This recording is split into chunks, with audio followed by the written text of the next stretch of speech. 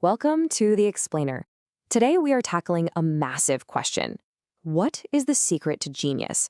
We're going to look at the science of talent to figure out if top performers, people like Cristiano Ronaldo or Michelangelo, are just born different, or if their incredible skill is actually something they built. Okay, let's just dive right into this.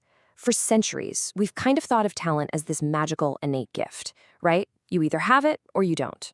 But what if that's all wrong? What if genius isn't like winning the lottery, but it's something that can actually be grown, systematically? Take a look at these places. Author Daniel Coyle calls them talent hotbeds, these little pockets of extraordinary skill that just seem to pop up and defy all logic.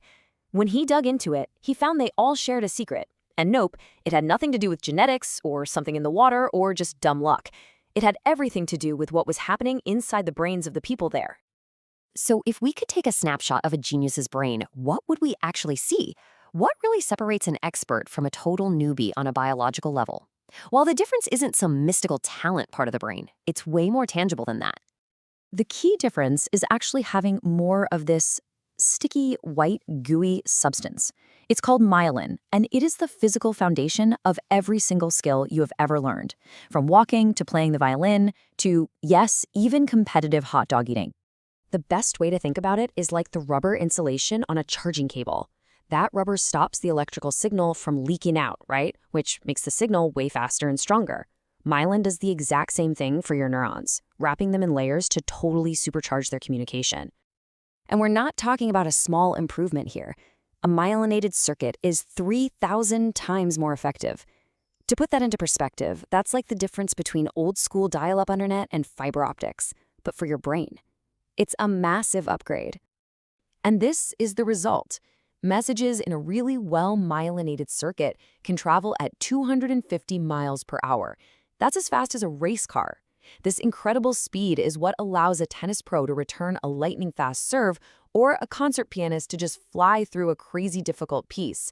It is the biological engine of high performance. But here's the catch. Myelin doesn't just grow on its own. It only responds when you fire a specific circuit over and over again, which is why that phrase, use it or lose it, is literally true. This whole process is universal. It works the same for any skill. And here's the kicker. Once that insulation is built, it doesn't really unwrap, which is why skills and habits feel so permanent. And the best part?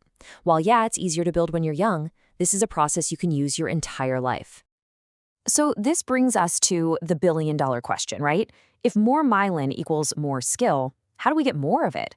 Well, the research from all those talent hotbeds points to a surprisingly consistent 3-part recipe for making it grow. It all starts with the first and honestly the most fundamental ingredient, deep practice. You can think of this as the engine of all skill building. Now, deep practice is not about just repeating something mindlessly for hours. It's about finding that sweet spot of difficulty where you are really, truly struggling. You know that feeling? It's that moment of intense focus where you're making mistakes and then you're correcting them and you're pushing yourself. That very struggle is the signal that tells your brain, hey, this circuit is important. Wrap it with myelin now. And the method itself is this 4-step loop. First, you absorb the whole thing to get a feel for it. Then you break it down into the tiniest possible chunks.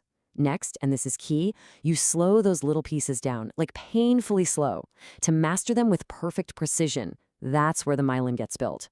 And finally, you put it all back together. This process works for anything, from basketball to learning to code. So how much of this should you be doing? Well, surprisingly, more is not always better. The research shows that the real sweet spot for productive, sustainable deep practice is about 1 to 4 hours a day. After that, you start to see diminishing returns. It is all about the quality and the intensity of your effort, not just the number of hours you put in. But let's be honest, deep practice is frustrating. It is strenuous work. It takes a ton of energy. So what on earth compels someone to do it day in and day out? Well, that brings us to the second ingredient in our recipe. And this one is all about motivation. Ignition is that powerful subconscious spark. It's not just a passing interest. It's a deep, primal feeling that says, I want that. I need to be able to do that. It's the fuel that drives you through the struggle of deep practice. And it's often triggered by these things called primal cues. And this is a perfect example of one of those cues. Back in 1998, a 21-year-old named Siri Pak won a major golf championship, and she became a national hero in South Korea. For thousands of young Korean girls watching at home, it was a revelatory moment. The subconscious signal was crystal clear. Someone who looks like me can be the best in the world. And guess what? 10 years later, those same girls were dominating the sport. You see this pattern everywhere. For decades, running a 4-minute mile was considered physically impossible. The second Roger Bannister did it, dozens of others did it too. Nothing changed in the human gene pool overnight. What changed was the belief in what was possible. Same with the Polgar sisters, who grew up in a house that signaled chess was the most important thing in the world, which ignited this incredible drive to master it. So you've got the engine, that's deep practice, and you've got the fuel, which is ignition. But how do you make sure you're practicing the right things in the right way? Well, that's where the third and final piece of the puzzle comes in. A master coach is basically someone who just gets this whole process intuitively. Think of the legendary basketball coach John Wooden. He was a genius at designing super specific drills to push his players into deep practice, and then giving them the perfect piece of feedback, whether it was a word of encouragement or a sharp critique, to keep that motivational fire burning. Okay, but finding your own John Wooden, that can be really hard and really expensive. So this brings up a practical question. How can we apply these ideas if we don't have access to some world-class mentor? Well, the good news is we are living in a totally different world now. The internet has completely changed the game. You no longer need a single, all-knowing guru. You can actually build your own coaching system. Today, you can find peers and mentors in places like Discord or online forums. You can take classes from the best people in the world, no matter where you live. You can even use AI tools to get instant feedback on your writing or public speaking. The point is to consciously build an environment for yourself that gives you targeted practice and a constant stream of those motivational signals. So what's the ultimate takeaway here?